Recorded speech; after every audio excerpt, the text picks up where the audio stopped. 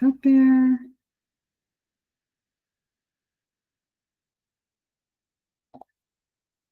And sorry, guys.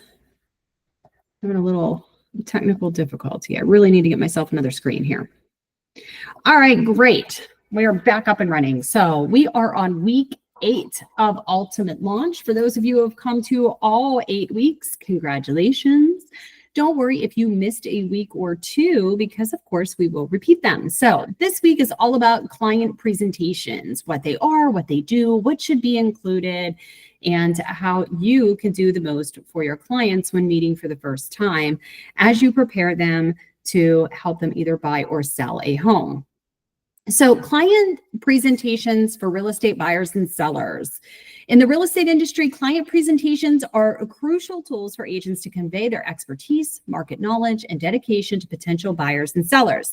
These presentations serve as platforms for agents to build trust, showcase their services, and differentiate themselves from their competitors. So I know that a lot of you use the client presentations already now, and that is great. So for those of you who did not join us for, I believe it was last week's training, we went over a brand new listing presentation book that is available to you guys. If you did come to that training, don't worry, we will have those available for you to pick up shortly if you did not get one on your onboarding.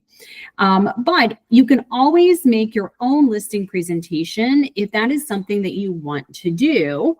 And I think that they are a great way to not only show your unique value proposition to your clients, but also help you remember all of the things that you need to inform your buyers and sellers about. So understand that we're all real estate professionals. We live, breathe, work in real estate. So a lot of times when we talk about real estate, especially to other agents, the information just comes across very fluently. And we use words that pertain to real estate that we all know what they mean, but other people may not know what they mean. So when we're talking about seller's assistance or seller's concessions, or if we say a CVC or a BAC or earnest money, escrow or hand money, contingencies, these are all words that we are used to using. But sometimes as real estate professionals, we forget that our clients have zero idea what we're talking about, right? They don't do this every day. It would be like walking into a medical office with zero medical training and listening to all the nurses chat around the water cooler and being expected to understand every little thing in great detail about what they're discussing. It just wouldn't happen. You have to go through that training. You have to be educated by somebody to understand what everything is about and what everything means. So I think client presentations are a great way for us to educate our clients on a deeper level and let them know what to expect from real estate, give them a glossary of what language we're speaking, and to help them understand why they should select you and not another agent for the job. So here are a couple reasons why I believe in client presentations. And the first of that is first impressions matter. So just the same as we take buyers up to a home, they decide whether they want the home in 15 seconds or less, right? And why do they do that? Because of the old adage of curb appeal. You need to make sure that you have great curb appeal, because psychologically wise, the buyer is going to judge a book by its cover. And even if you have the most beautiful home with the nicest upgrades and the best decorating, if the home outside has grass that's 3 foot tall and a bunch of busted down vehicles, you are not going to have a great impression of this home, right? The curb appeal needs to match the interior of the home, because the buyers are going to make their decision, their first impression, within 15 seconds. So make sure that you're doing the same. Showing up with a client presentation that looks like you've put a lot of time, effort, and thought into just for those clients really is going to prove to your clients within the first 15 seconds that you have prepared for the meeting, that they are important to you, and that you are a professional. Next, they showcase your expertise. It's not enough to just say, hey, I'm great at listing properties. You should list with me. Why should you list? Because I have a listing contract and I figured out how to print it off a printer. That's what most agents do, right? They come in with their business card and a smile. And although that's great for building rapport because you're not going back to any type of book or formal presentation, it's really not showcasing their expertise. You should be marketing yourself the way that you plan to market these clients' properties. And showing up with a business card and a smile is just not enough these days to stand out in the market. So client presentations provide agents the opportunity to showcase their expertise and their market knowledge, and really is able to set them apart from the rest of the competition. It also provides a personal connection. So this allows you to establish that personal connection with your client, engaging with them face-to-face, going through the material together, and really educating them on the entire process. So let's talk about what we need to do to prep for the presentation, because the devil's in the details, right? First thing we're going to do is we're going to collect some information. And the first thing that you should include is your current headshot. If you're still using a glamour shot photo from 1992, then you need to update your agent headshot. And I don't think anybody here is. You guys all have amazing headshots, so no worries there. All right, so current headshot, agent logo, if you're using one, and you should be using one, a clear value proposition to your clients, and your agent bio. Now, something that I do, and I've put this into our Realty One presentation, is I personally made a resume. Okay, we are in essence applying for a job every time that we meet a client. This is an interview, and we should be treating it like an interview. So I put all of that information on my agent resume. And I have an insert in there where I pull out my resume that has my headshot on it, my contact information, what I specialize in, a little about me and my career background, and ways that I can help that client. Next, market overview, current market conditions in their primary market area. You can do this through an RPR report. And you may not have known this. A lot of people think RPR reports are just for CMAs, and they're not. You can pull general market data from RPR as well. And here is how you do that. So here's some steps to that RPR. If you have never worked in RPR before and you want to learn how, go to the One blog. We have a full comprehensive training on all of the things that you can do with RPR. All right, so what does the NAR RPR report tell you when you're looking at the market? It's going to tell you the type of market climate, whether it's a buyer's market, a seller's market, or a balanced market, how many average months of inventory there are, the list to sold price ratio, median days on market, median sold price, median estimated property value for that neighborhood, number of properties currently on the open market, what's the average square footage of the homes, and what's the price per square foot in that home, the total dollar value, and the median living area square feet. I do have a bit of unfortunate information for some of you on the call, and that is if you are in Mercer County. Unfortunately, Mercer County is terrible about keeping square feet information and allowing that to be placed on third-party websites. So if you are in Mercer County, some of this information may be missing. So if you're running a market report, you'll get a lot of like market climate, months of inventory, list to sold price. But then when it says how many dollars per square feet average or median listing area square foot, it may be blank. So don't blame it on RPR. Don't blame it on you. You didn't do anything wrong. Unfortunately, it's a county courthouse issue, and they just have not caught up with the time. So you're not doing anything wrong.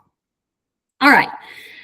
Next, you want to include your list of services. So now's the time to build out your list of services. What are the things that you do?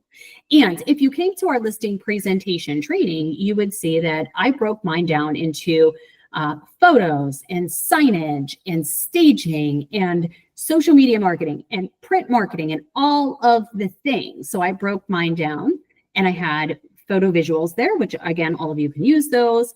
But if you're going to be doing your own, you still need to have some type of list of services. So services that you're providing as a value proposition to your client should help them answer some of the following questions. What types of services provide convenience to the client? So they want convenience, right?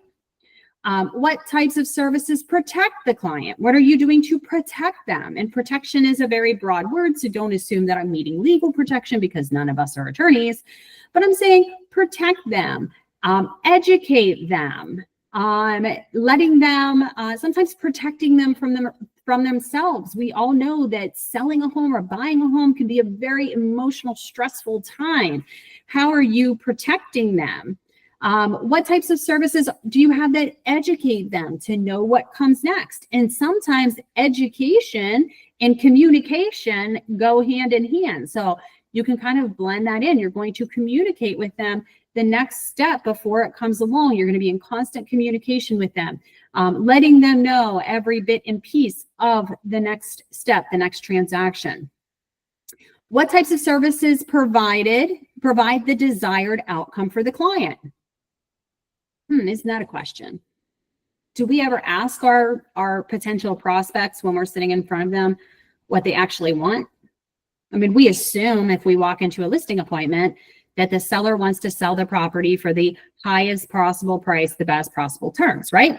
But does that mean that it's the highest price, no cash, no contingencies, as is, everything goes swimmingly, it closes in 2 weeks? No, not necessarily, because it's subjective. It's subjective. So what the desired outcome is subjective to the client. It's our job to figure it out. And once you start asking those questions or start coming up with those solutions, you will have a really clear value proposition that you can offer to your client. All right, so here's a worksheet here. This will come to everybody's email. So this is where you jot down some ideas. Service of convenience, service of financial, service of communication, service of education, service of representation, and service of desired outcome. So service of convenience. When I think of convenience, I think about, you know, you're gonna have me come in. I'm gonna explain the process to you. We're gonna do some forms, and then you're gonna let me take care of the rest. You're not gonna have to deal with coordinating the showings. You're not gonna have to keep track of the key because we're gonna put an iBox on there. You're not gonna have to worry about ordering title or calling around to figure out if there's a dire occupancy test. You're not gonna have to let the appraiser in. Like, I'm gonna do that. I'm gonna provide convenience. Service of financial, a financial service. And again, this does not mean writing loans because we are not lenders. This means financial, feeling good with their financial decisions. We're going to provide them with the data to know that they're listing at the right price, that they've accepted an offer that's within the market norm, that they're not getting taken advantage of. We're not, a wholesaler that sees them with this $200,000 house and says, oh, well, it's only worth 50 and I'll take that off your hands. That's not us. We're providing a service of financial comfort for them, knowing that we're providing them with well-detailed researched information. Service of communication. My service of communication has always been that I will contact my clients in their preferred contact method, because not everybody texts, not everybody likes calls, not everybody reads their email, not everybody checks the mail in their mailbox. So you have to ask the client what your preferred method of communication, and that's where I'm going to meet you at. There are other ways that I'm going to communicate with you. So yeah, I'm going to call you on the phone. If there's an email that I had to send you, I'm going to call you on the phone because you said calls are best. And I'm going to let you know that there's an email in your inbox that you need to, that you need to take a look at. So on and so forth. So come up with at least one, preferably 2 or 3 for each one of those categories of how you can provide the service to the problem. Any questions so far?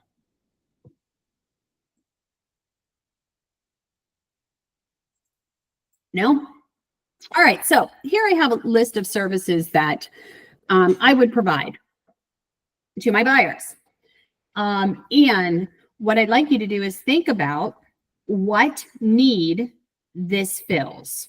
So customized home search portal. Customized home search portal. What need does that fill from above? Is that convenience, financial, communication, education, representation, or desired outcome? And I got to be honest with you, it could be more than one. Who wants to yell it out? I would say that it's communication, and there's another one, and you said it, but it's just a way you're communicating with them. You're giving them a service and you're doing it. Setting that up almost immediately. So, yeah, that's my thought. Love it. Love it. What about mobile access portal through the One app? Look back at the list. Is that convenience, financial, communication, education, representation, or desired outcome? I think it's convenience. Absolutely. Convenience. Yeah, go ahead, Tobias. I was going to say convenience as well. Mm-hmm. Yeah, it's a convenience. It's an item of convenience. What about guided neighborhood tours? Guided neighborhood tours. Guided.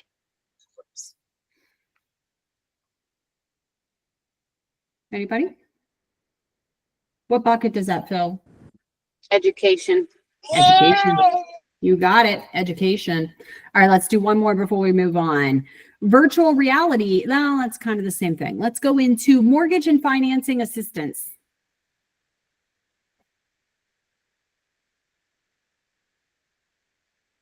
Anybody? Financial. Financial. Great. So each one of these items here fills a bucket. It fills a bucket. Educational workshops are for education, lender partnerships, financial planning partnerships. That's for financial, vetted inspectors. That, believe it or not, is convenience. It's convenience, and it's also representation. You're representing them. You're giving your insight on who's a legitimate inspector and who is not. So these are all things that you can add to your value proposition into one of your buckets and more. These are just examples. So I don't want you to, copy and paste these examples. I want you to come up with your own, but use this as a guide to really help you start thinking outside of the box when you are building out your presentation for your clients. So next, we have a worksheet for sellers. Same thing. Sellers. So the convenience, the financial, the communication, the education, representation, and the desired income or the desired outcome. So what are some services to a seller? And I have this marketed into marketing. These are some kind of your marketing items. And you can go through 100 different types. Like, we've got to market the property. Then we have to move on to the negotiation, and you can have your own value proposition for that. And then we go on to, your documents, your contract to close, and you can have different value propositions for that. But for this example, we're starting with marketing. So what do we think that, let's pick one out of here. Let's see, professional photography. What bucket does that fill? Convenience. Convenience. Yep. Convenience. What about newspaper advertising?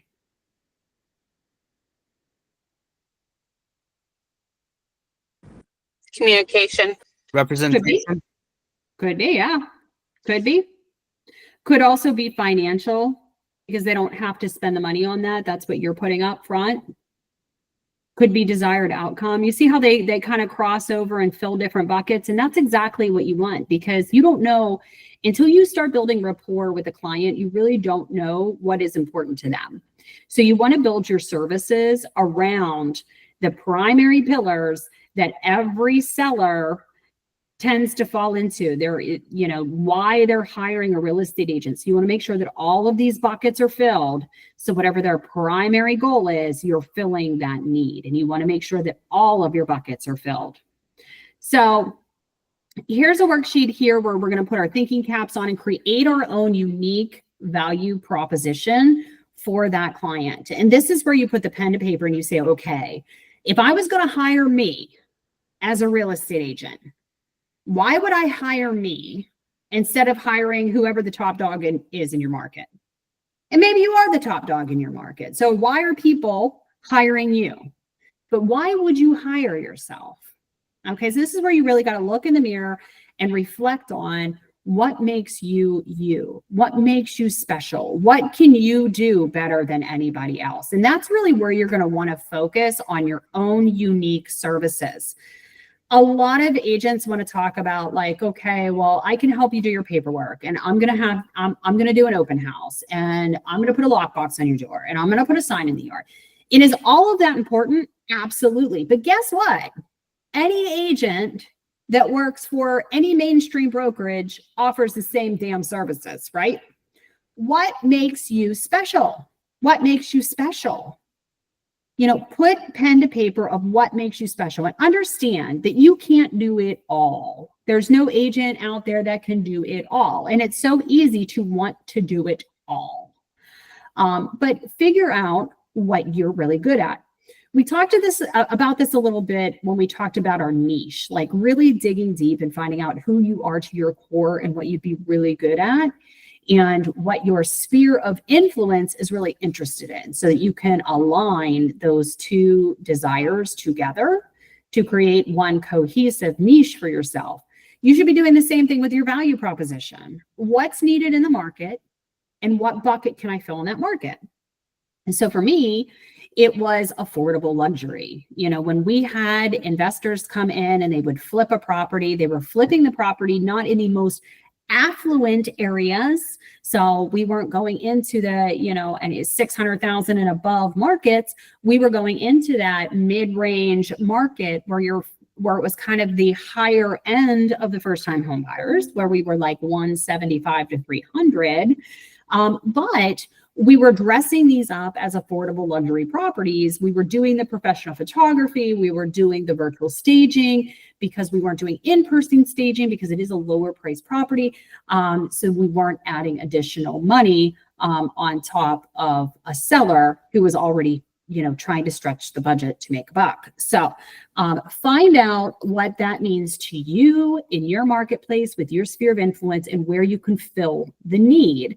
But understand that you have to be good at it, you know, and if you're not good at it, you have to at least have the personality or the drive to become well educated at it. So I challenge you to kind of put the pen to paper. All right. Any questions on seller presentations?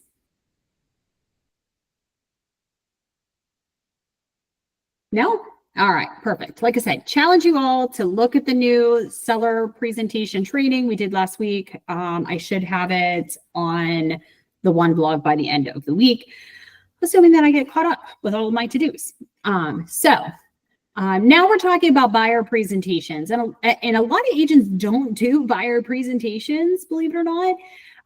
You know, we're so used to picking up the phone and it's Zillow and you want to see 123 Main Street. I'm going to feed the need, 15 seconds or less. I'm going to get off the phone, and then I show up with my business card and a smile, and I have them sign the one-time showing form, and then we go inside. And I'm not saying that that is a bad thing to do. When you first meet somebody, you don't want to bombard them with all the unnecessary. But I do think that before you're establishing a real concrete relationship where you are signing a buyer agency agreement with a client, that you should still be presenting them with the information that they need to get to know you. You're getting to know them, they're getting to know the market, and you're educating them on the process. I think it's an important step that sometimes us agents miss because we all speak real estate language and the rest of the community does not. So, let's look at the same thing. We have an introduction, agent introduction, introducing yourself and your background, your credentials. Again, I love doing this with a resume. You can do exactly the same thing. Don't be afraid to regurgitate it. Work smarter, not harder. Have that resume. Please keep that resume updated. Okay, so you don't want to use the same resume for 5 years. Please update it regularly.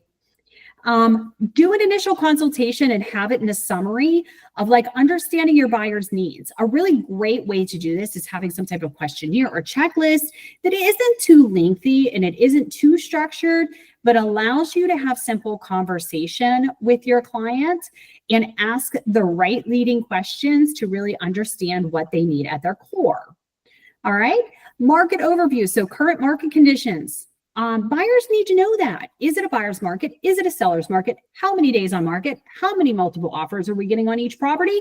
Could you imagine how much easier it would be for us to handle our buyers and make them understand what we're up against if we prep them properly?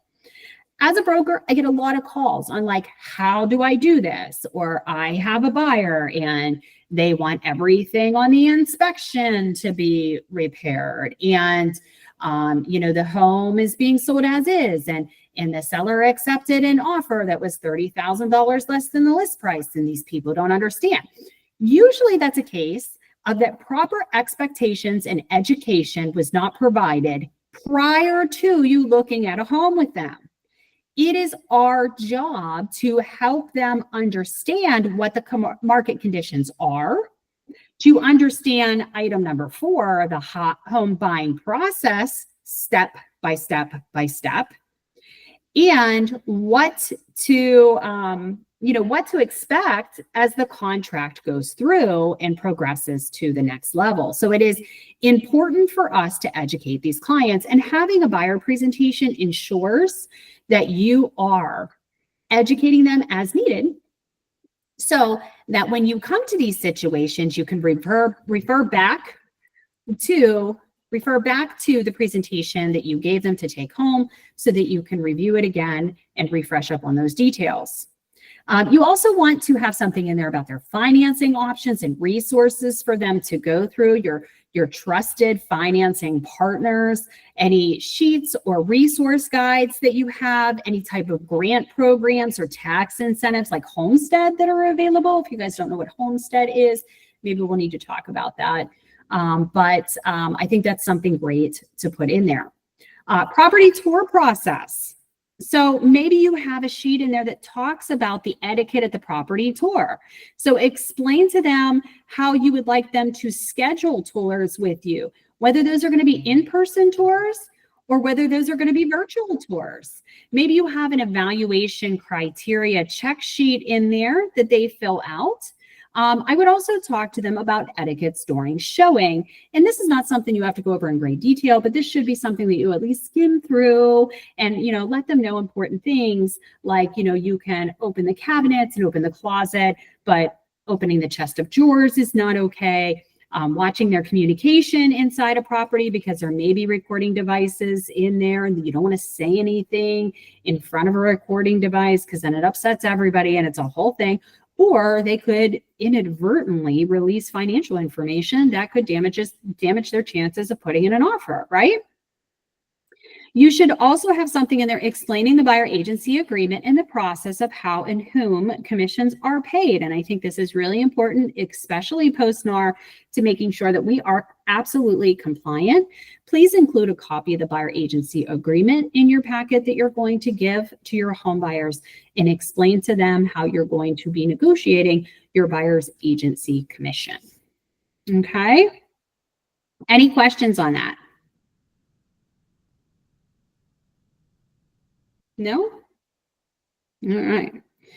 And we've got, all right, this is some more information. I think we've duplicated a page here, but there's some more information on your seller's presentation here.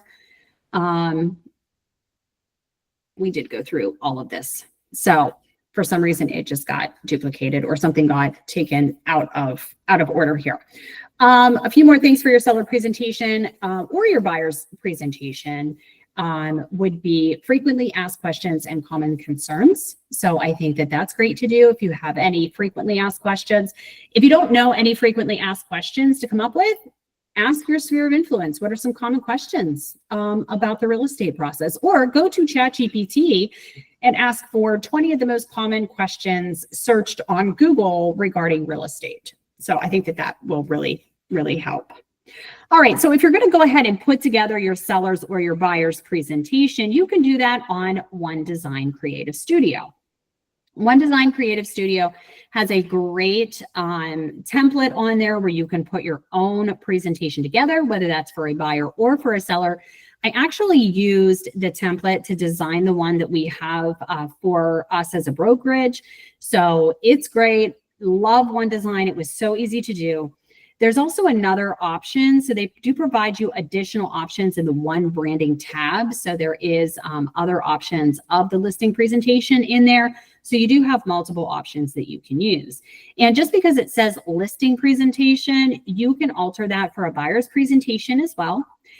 We also have on roguagent.com, if you go to documents and resources, there is a home buying guide in there.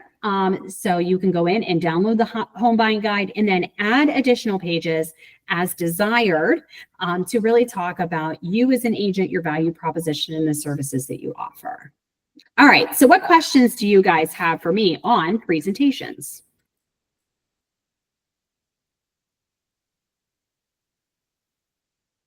Anybody? I tried not to turn too long. I wouldn't say it's really a question, but when it comes to like working with buyers, any opportunity that I have to bring buyers into the office, and then, you know, based on conversations of what they're looking for, number of bedrooms, you know, et cetera, and we're looking at homes, you know, is to bring them in the office and then review those together with them in the office, and then, you know, go over the consumer notice, the BAC, et cetera. And it's a really good opportunity. And I think it plays well into your wheelhouse because you're at home, you're in the office. Yeah. No, I love having I love having meetings with buyers in the office. I think that it kind of sets the precedence for buyers and really puts you in that role of a professional so that they are taking your profession seriously. So you're not just driving around in your car, you know, that has Burger King bags in it or whatever, because that's all we do in between appointments is like grab the nearest thing to eat.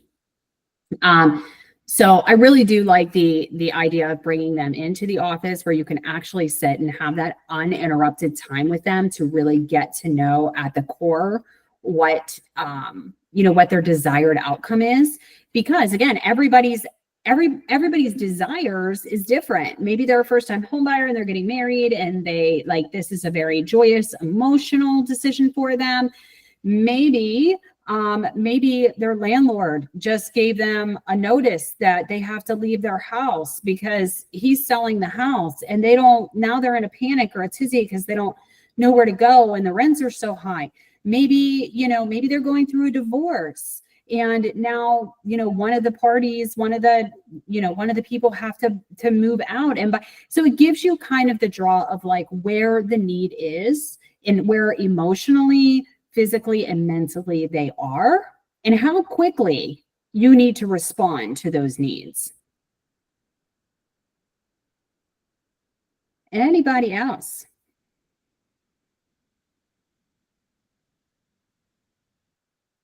No?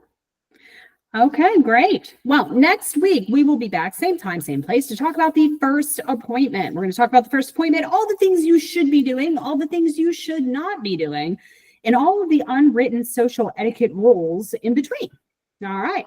So as always, I will stay on the call until everybody has left in case anybody wants to ask any